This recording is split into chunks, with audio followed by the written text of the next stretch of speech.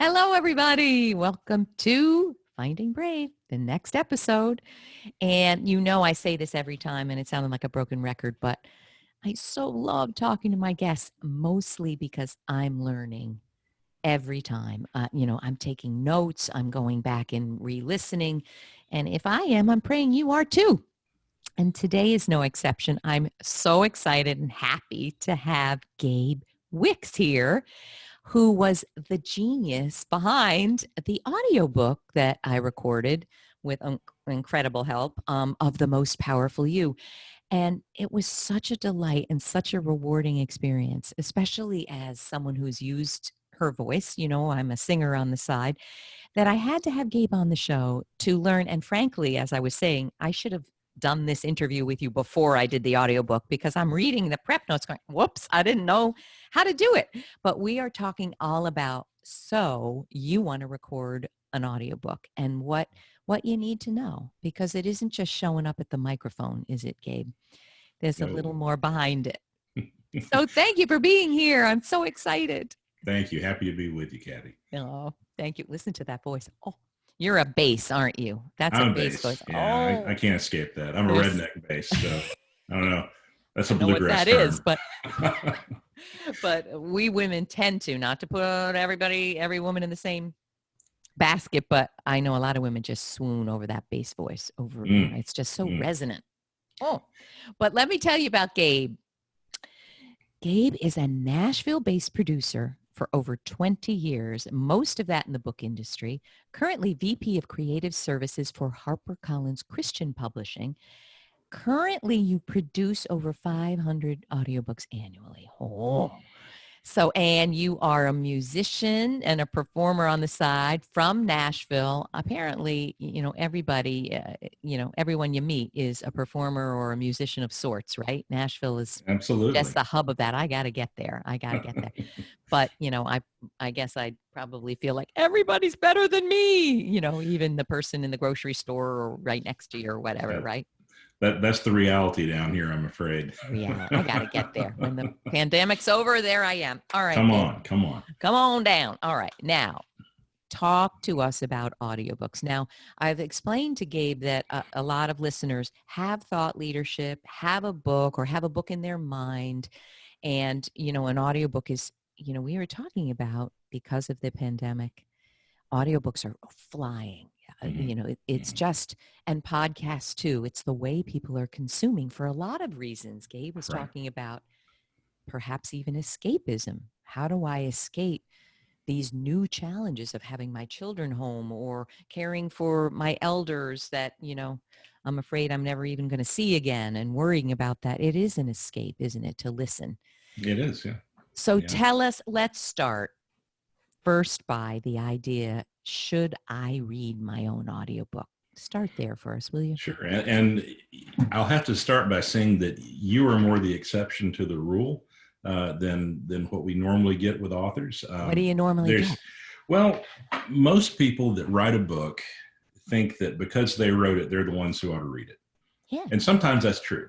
Sometimes there's no substitute for that person's voice. Okay. But they have to be good at it for it to be effective. And I think that's the thing a lot of folks don't quite understand up front is there's a whole industry out there of professional readers who might do a better job than you on that book. What do you hear when you've got a novice at this and you think, oh no, what are we doing wrong? Well, it's more of a time thing than anything else. It's time and fatigue. So to spell it out a little bit, if I were to hire most voiced actors to read an audiobook, typical book is going to take 2 to 2.5 days to read. And when I say days, I'm talking about 5 to 6 hour sessions in the studio. I've had authors that got into it and realized they were in over their head pretty quickly. But at that point, they're committed. So we got to get this thing finished. And we've had 7 days of sessions. We've had 10 days of sessions. It's taken, sometimes 3 or 4 times what we had as a production budget initially to get it done. And what's interesting to me every time, and I've been producing audiobooks now since about 2005. every time I've had one of those situations happen, every time, at the end of it, the author usually says, man, I wish I hadn't done this. Or I wish somebody had told me not to do this, or I wish my agent hadn't talked me to doing this. Or, you get that kind of thing. And often I find, they were a little unsure going into it if they should do it. And what I try to tell them is, if you don't have any experience behind a microphone, and if you're unsure about doing this, maybe you shouldn't do it. It's different. So interesting. When someone like you who is behind a microphone every day, if you're actively doing a podcast, if you're actively doing public speaking, if you're a pastor, if you're a teacher who's behind a lectern all the time, you're going to have a more natural inclination to doing this well. And a lot of that has to do with stamina, because most of us don't think how much energy it actually takes to read and to do it accurately for a very long period of time. If you've never done it before, try reading a book aloud for 4 hours and see how you feel afterwards. It's a workout. It is a workout. Now, I have questions already. It took me, and I really want to get to the nitty-gritty, people. So, I remember Sarah, my editor, said, and I think that I'm interested. Do you think if it weren't the pandemic, the opportunity for me to audition to do it wouldn't have even been in it? It wouldn't have happened? Because, there are no studios that at that moment I could go to. I think it still would have happened. We're doing an awful lot more with authors right now who have their own podcasts. I see. And that's a very natural thing. You're used to doing it already. Yeah. And so there's not as many surprises. I mean, it didn't take you any longer to do it than we expected. In fact, I think you were a little faster, even on some of the deadlines, if I remember correctly. I whipped it up. But I did want to say it took me 2 hours to do one chapter. And there were, 7 chapters plus the introduction. But what I don't think I could have done, Gabe, is to go in and do it for 5 hours. Like I did it on Zoom. Right. And if I found myself fatiguing, I could hit pause on the recording. Sure. And go, have a glass of water and snap out of it. And then, so it's got to be hard for a beginner to just power through that for 5 hours. And just because you like to read personally doesn't mean you can read out loud. That's the thing. Can you talk about that? What are the mistakes people are making? They can't get through a sentence without flubbing. So I want to say one thing before. It's one thing to know what the words are. It's another thing to have your lips do it. Mm-hmm. Mm-hmm. I mean, that's why even public speakers, or if you're about to go present, I tell people, do it out loud. Don't think it's enough to do it in here. But is that what's happening? People's lips aren't making the words, or they're... And even people who have mild dyslexia read well in their own heads. Oh boy. But the minute you have to do it out loud, things change. I had a celebrity years ago, great guy, wrote a really touching memoir. And frankly, he's the only one that should have been reading that book. It's such a personal story. We got into the studio, and after about 3 hours, we'd made it about 10 pages. Oh, no. And it was literally every sentence, we'd stop and do every sentence 2 or 3 times. That makes me want to cry for him. Oh, well, me too. And he was so defeated at the end of that. And 4 hours in, he looks at me and says, man, I just suck at this. And he did. That's the reality. He did. And I wish I could have saved him the pain of even going in there and doing that, because he left that day feeling like he just totally messed up. Did he do it? Did he make it happen? No, we ended up bringing somebody else in to read it. No, and it was fine. It worked out and the book did well, and everybody's happy in the end. But that's one of those things that, because he'd never done it, he had no idea what to expect. And he told me afterwards he does have some mild dyslexia, and I think that's what happened. That's what did it to him. And you can read in your head and you're reading perfectly. But the minute you have to read that out loud, word for word, all it takes is one word. All it takes is one inflection that you've kind of flubbed, and then you got to start over and do it again. I know. So it is hard work. The other thing I think people should think about, tell me what you think, because I'm such the novice, but when you're reading out loud, it's also like you're speaking to someone. So you need the emotion that goes with the words, and you need the pauses that go with those sentences and phrases, right? Right. And there's a timing to it. It's right. Most of us tend to want to rush it. And it's hard to make yourself step back and say, no, take a breath. do this as if I was having a conversation with a friend. The minute that someone starts thinking they're performing to an audience and not sitting across the table from a friend, they start making mistakes. That you've now really put pressure on this yourself before I did it. Oh my goodness! All right, so but you did great. So you're the exception again. Thank you. I appreciate that. So let's talk about and again, I do want to tell people, audiobooks are really the way to go if you can do that format as well as your printed books. So seriously consider it. I know some people are kicking themselves that they don't have that format now, but I guess it's not too late. We could always do it. So Absolutely. Right now in the pandemic, we're not zipping along going to studios, but there'll be a time where the choice would be home or studio. Can you talk about that? Sure. And really, like you said, the pandemic has kind of opened this up a little bit more. Right. We've had more home recordings make their way into an audiobook in the last 6 months than ever. I mean, usually it's something we just don't do. Do you hear such an enormous difference? You can. The way we've tried to mitigate it, I have the benefit of I live about 2 miles from Music Row, so I'm in the middle of some of the best engineering sonically there is on the planet, and so I've had the benefit of being able to take raw files that are coming from people's home studios and podcast setups and that kind of thing, and then turning it over to an engineer who their day job is working with some country music artists, and they can. Did I have that? Did I have someone who was you got some retouching from an engineer? Yeah, That's absolutely. Exciting. Pretty much everyone does. Everyone does. All right. Okay, I'm not special in that way. All right. But that's the way to do it right now. There are a lot of tricks right now that you can do in your post production that still sweeten the sound up, that make it sound much more like you're in the studio. You still have to start with something good. You have to start with a good performance, and you have to start with something that is at least relatively quiet and is not distorted, and doesn't sound like you've got your head under a pillow, that kind of thing. Wow. But if it's basically good, we can make it sound a lot better. And I think we'll probably be doing more of that going forward.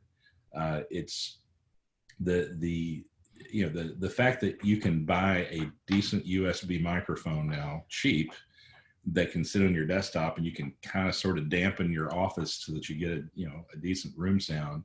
That actually allows you to do this from home in a way that really no one was doing that. See, there are some silver linings, aren't there? Maybe you can let us know, and I can link to it below. The equipment that you would say is absolutely essential. I mean, do you have any? Not that you have sponsors like Audio Technic, whatever it's called. Do you have, you need a microphone like this, you need a pop filter, right? I would say don't ever buy the cheapest thing on Amazon. Yeah. That's the main thing. There are a lot of brands that are making good gear right now. And you don't need anything more than a good laptop and a good microphone. And the rest of it is where you put it. It's how you set that room up. It's making sure it's not, frankly, you don't want it sounding like I'm sounding right now. Which is, I wasn't going to say. No, I'm teasing. My dining room. Maybe a little echoey. I'm sitting in an old Victorian house with plaster walls and wood floors, and got wood wainscoting on the walls in this room. There's nothing absorbing sound in here. I see. It's boomy, it's loud, it's echoey. Ideally, a rug. Tell us. Yeah, I'd be in a space that didn't have so many hard surfaces, that had some fabric. That was a lot smaller. You need to be, if you can do it in something that's a decent sized closet. Frankly, that's ideal right now. Yeah. I mean, if you went into a studio and you were in an isolation booth, you'd be in a space that, rarely are they larger than 10 foot by 10 foot, usually a lot smaller than that. And they'll have is that to really protect the sound and have nothing? It is. That's what that's about? It's true isolation. Rental property. It's so expensive. Depends on where the studio is. Yeah. It's for isolation. It's so that you don't hear anything outside of that space.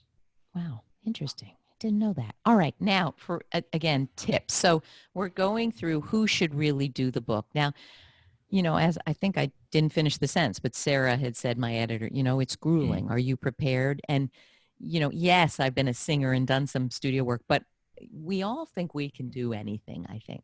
Sure. We're all like, it's not going to be grueling for me.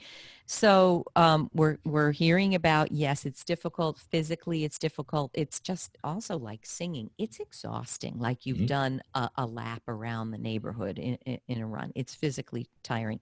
Are there any other things that someone should be thinking, why should I not do my own? I think you need to be aware of where your fatigue level is with your voice. And it's different for everybody. There are probably the best, I'm going to brag on him. I just got through recording a book with him a few weeks ago. Andy Andrews is one of our authors. Andy was a stand-up comedian for years, and now he's a motivational speaker. Wow. He's used to being up and speaking for hours. Wow. And because of that, he's got fantastic stamina. And so we can record him. We've had 8-hour session days with him before, where he read for 8 hours, maybe a lunch break, and that was about it. Very few people can do that. Most even your high-end professional audiobook narrators, it's a 4 or 5 hour reading day. Wow.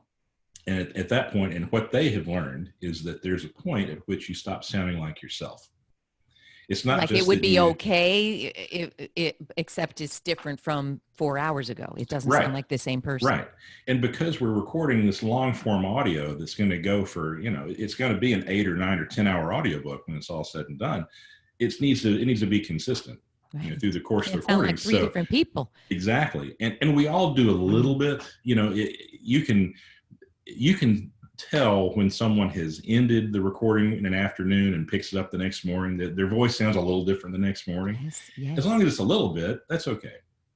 But if you pushed yourself so hard your first session day that you started getting slurry and raspy and you're getting distorted, the next morning, you're going to sound like a different person. Oh, wow. It's going to sound so different that it doesn't match up at all with what you did the day before. And now you've got a day that's pretty much useless because anything you record that day sounds so off that, when you are in the studio with them, can you hear that and say, look, Fred, we got to call it a day here? Yeah, absolutely. And it's not uncommon when someone's kind of crossed that line that we go ahead and call it and we say, we're going to back up to wherever that chapter was we started, and we're going to start that over tomorrow, or whatever the next session day is. Can I offer a few tips, people, from a singing perspective, which is, I think, completely relevant? Absolutely. I have throat issues and I have to be careful. So if I have a night on the town with the girls and I have 2 mojitos, the next day it is not the same voice. So if you are going to do this, avoid alcohol, I used to have a little throat reflux as well. And I remember the doctor said, here's what you got to do. No chocolate, no alcohol, no carbonation, no ginger, no chai tea. I'm like, what? How am I going to get through weeks doing that? So you do have to understand this is actually an instrument. So hydrate, and take care of it during this period. Of course, take care of it all the time, but it's stressing. It's stressful for the poor vocal cords, and so try not to overdo it in any way. Get enough rest too, right? Those are excellent tips. To that, you need to not drink coffee in the morning before you do a session. It dries your mouth out, and then you get that sound that happens over and over again, and your engineer is going to keep stopping you and saying, take a drink of water, because you sound like your mouth's full of cotton. Oh, no. One of the biggest mistakes that people make, and it's funny because we give authors lists of do's and don'ts before they do this. And one of them is, if you're going to do a morning session, don't eat a big breakfast. You eat enough that you're full. Don't eat a big breakfast. Don't eat a greasy breakfast. Don't eat something that's going to haunt you for a couple hours. Right. You'd be amazed how often, people are editing around big the noise of breakfast. As a singer, I'm always amazed. Often I sing in a little group, and right before the concert, they bring in pizza, and my colleagues are scarfing down pizza. Yeah. I cannot eat 5 hours before I sing. So yeah, some people have a different kind of constitution and they can, but don't do it. It's just, and I'm sure they say avoid dairy as well. Isn't that right? Can make it a little vary. Yeah, it'll build up phlegm in your throat. Right. And so it's usually honestly the best thing you can drink anytime you're recording is hot tea. Tea. I remember reading that, and I tried, but I went back to coffee. All right. Yeah. Me too, honestly. Like, I can't get through this without coffee. Come on now. All right. Now, studios. A lot of us, whenever we hire out help or get a new partner or whatever, we are not 100% sure what to look for, and we get kind of rooked. What are we looking for in a good studio? And maybe you can talk even financial investment that it might be to do. Would you mind? Yeah, there are several, and I have to search out new studios frequently because often you will have an author who can't travel to Nashville or to one of the other places where we have partner studios in major markets that we use regularly, and they're all big markets. It's LA, New York, Nashville has several, Atlanta, a couple out in Dallas. But, it's not at all uncommon. I had to find one this week in Salt Lake City, which I'd never had a session in Salt Lake City before, but I had these authors who, for different reasons, could not travel. Wow. And so when you're trying to do research on a studio, most people will just make a mistake in saying a studio is a studio. And it's not. If a studio is primarily doing music, that doesn't mean they know the first thing about doing long form audio. Okay. If a studio does nothing but commercials, they do they say, oh yeah, we do voiceover, we do commercials, we do radio spots. Also not the same, completely different animal. The problem is that most studios, even if they haven't done an audiobook, they assume it's easy. They assume that, well, yeah, we know how to do that, sure.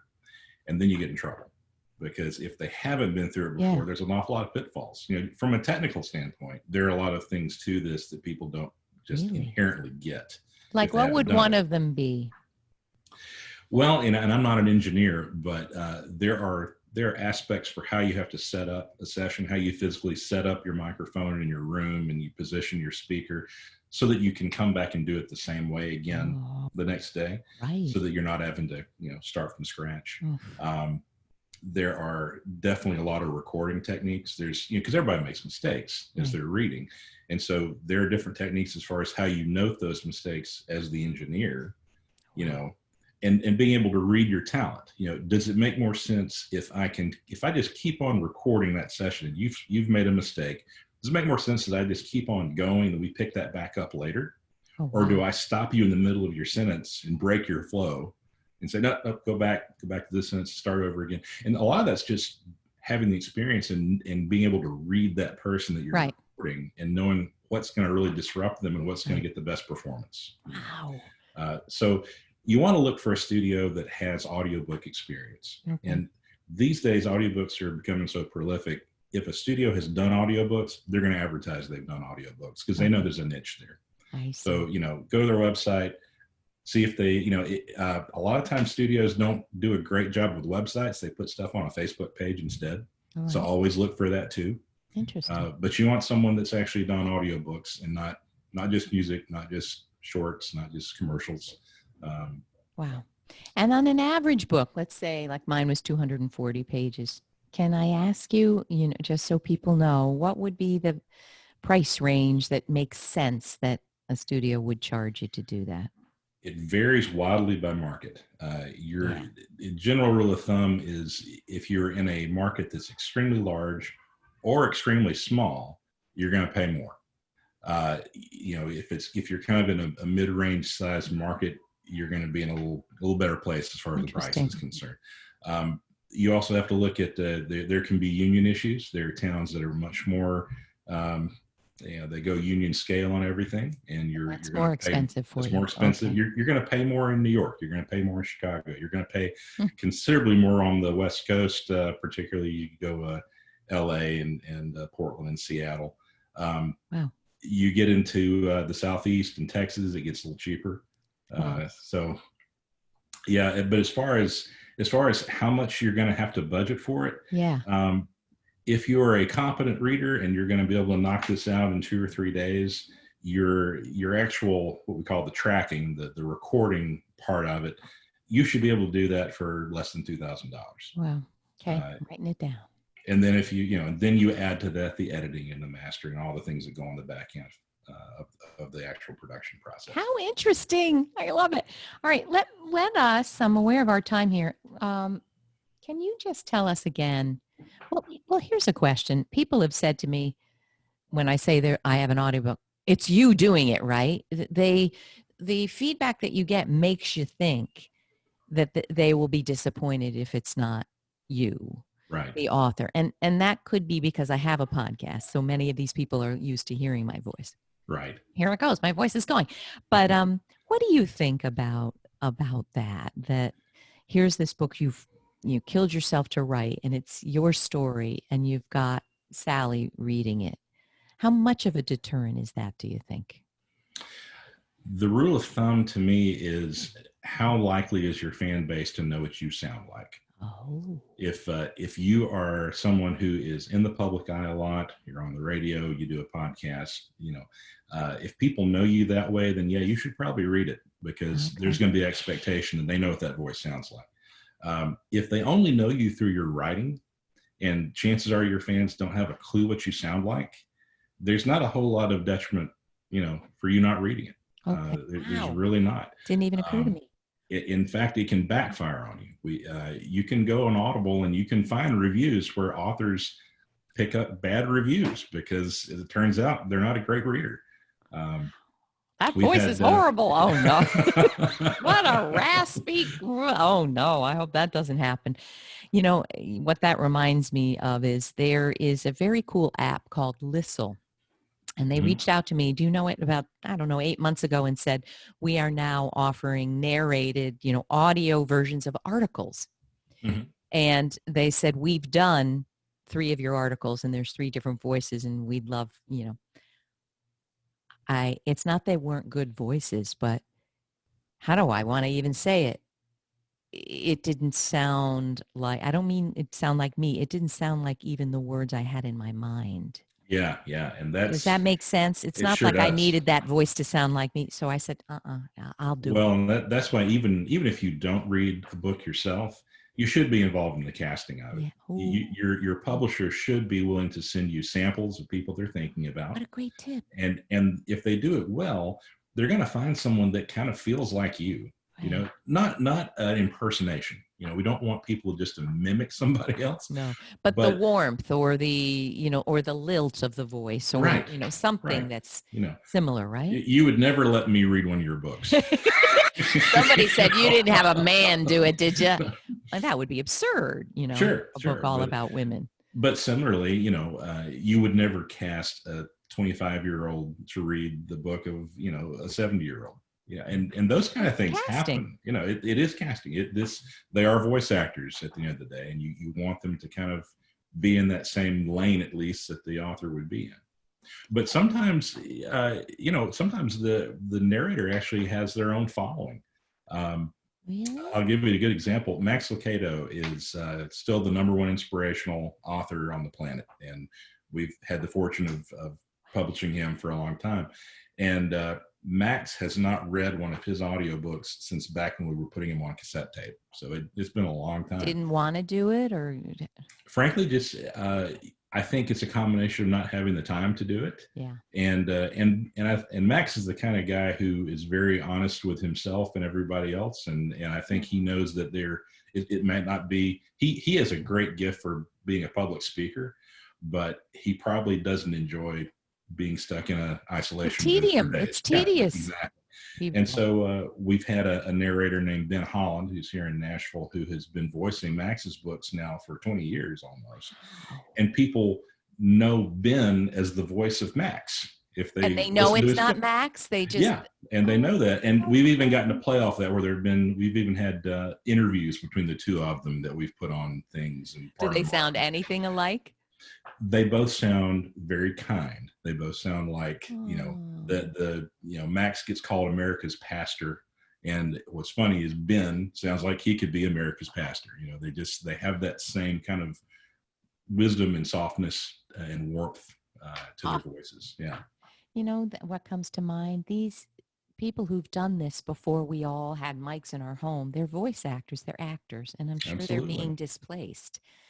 And tell me if I'm wrong, but it's very much like when people like me began writing, well, let's say even 15 years ago, when people who were not professional writers began writing blogs, professional writers were like, what is this now?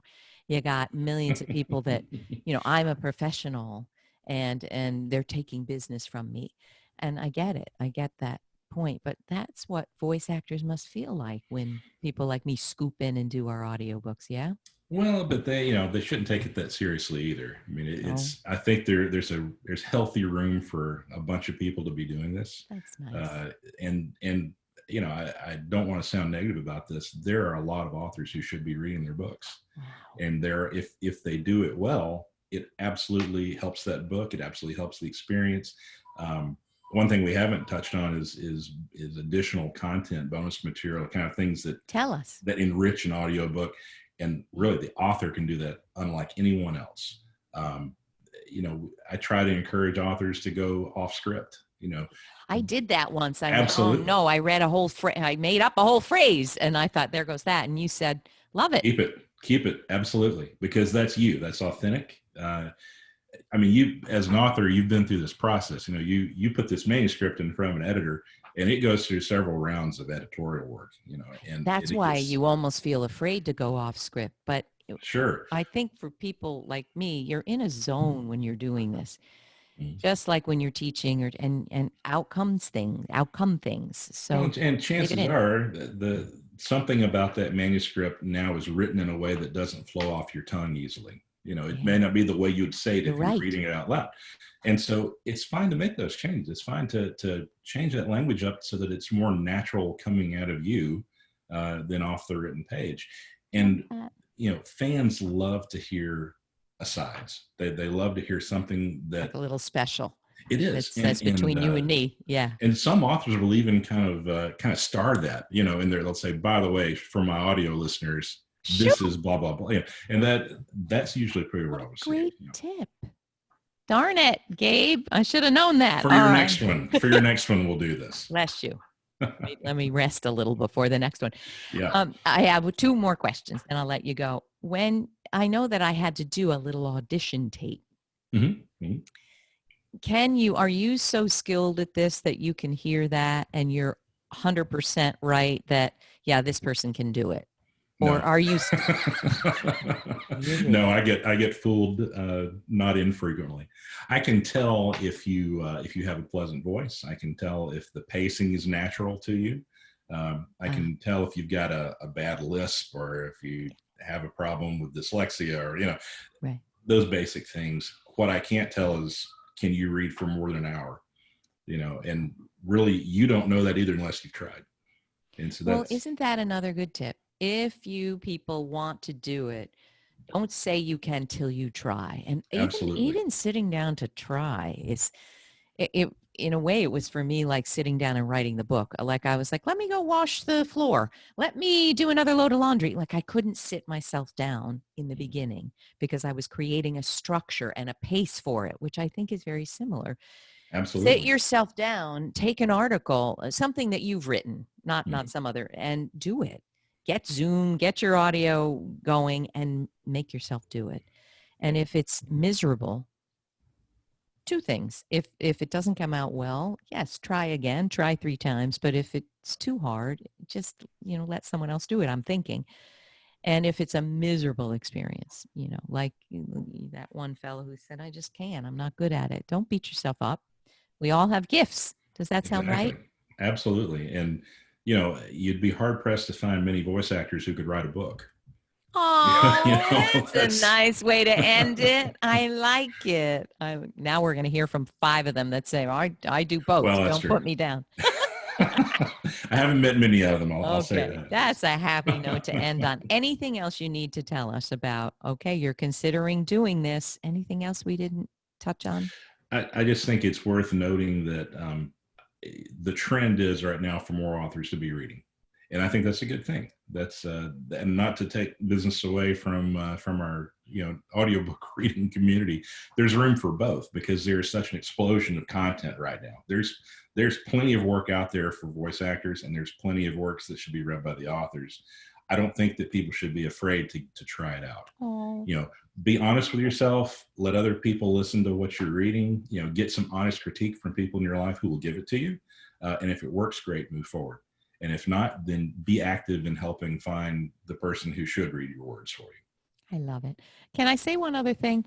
You know, as a singer, we're super spreaders, so we haven't been able to sing live with each other. So I've been a part of some virtual choirs. One of them was Eric Whitaker's 17,252 singers. And all of us who are not soloists, you know, actively, can I swear? My editor will bleep it out. It's hell to do a virtual, to sit there on the video and you're listening in here and you're singing. Most of us think, what am I even doing calling myself a singer? That is god awful. Mm-hmm. But part of it is because in that way, you're not with the others. You know, when you sing together, you're really blending. Something changes. Anyway, the point is all of us who participated went, I had to do 10 takes. It was hideous. And then just as you get it right, the dog barks or, you know, and you're like, oh. What I would say is love yourself and don't be too hard on yourself. Try this. Yeah. Maybe get someone to critique it after you've given it, you know, an hour try. Maybe you can be a consultant, Gabe, and you're going to hear from a million people. Charge something for that. But don't post my phone number. How do I sound on the phone? But love yourself. You know, when I listened back on some of what I did, I was like, oh boy, ooh. That's not what I thought it sounded like. So be kind, give it a try. Absolutely. But get some critique too. Yeah. All right, Gabe, so helpful. Where do we learn more about you? Oh, goodness. You're so humble. I found you on LinkedIn. And you're a performer. Where can you're a guitarist, right? Are you? Yeah, nothing professional. It's, you know, Can we hear something? No clips of you available? There's probably not much out there. The one thing you could find of me, I do sit on the other side of the microphone for audiobooks occasionally because it makes you a better producer. So if you want to really listen to some painful things, you can look me up on Audible. There's some things out there I've read. And you're going to give us a link where we can find some of that. I mean, your voice is glorious. Who wouldn't want to listen to you for hours? You're too kind, Kathy. You're too kind. All right. So we're going to send those links out. And, you know, I'm going to put a little plug for HarperCollins. Thank you. HarperCollins Leadership was my publisher. You're in a different division, but you work with. Yes. Mm-hmm. It's a fantastic publisher. And you know, that there's another podcast for you, you know, should I self-publish or go with a publisher? And I was in publishing and I happen to adore how you get elevated by a wonderful team. Like for me, what I thought was going to happen and how it turned out, they're just worlds apart, and it's so much better. And so I'm so grateful for your help. Thank you so much. Thank you for being here. And everybody, we hope you're inspired. Reach out, you know, wherever you see this, LinkedIn, Twitter, Instagram, Facebook, Pinterest now, you know, write your question and we'll do our best to answer it. And I'm no expert in this, Gabe is, but we encourage you to give it a try. It might be just another gift that you had that you didn't know. All right, people. Hope you found this helpful and you're ready to find brave and do your own audiobook. And I will see you next time. And thanks so much, Gabe. Come back again. My pleasure. Thank you, Kathy. Bye.